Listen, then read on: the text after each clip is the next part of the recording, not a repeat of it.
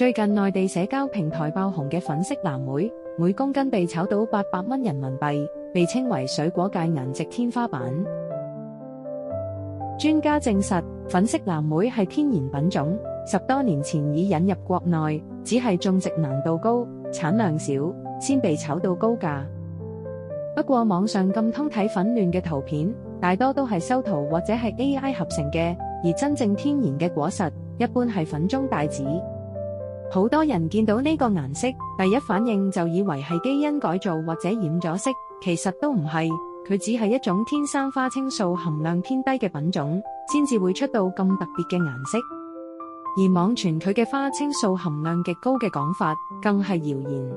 專家指出，花青素含量同果實顏色深淺成正比，粉色藍莓嘅花青素反而比普通藍莓更低，高價更多係營銷炒作。所以呢款水果的賣點，其實只係顏值，並非營養價值。咁高嘅價錢，買嘅只係包裝同噱頭。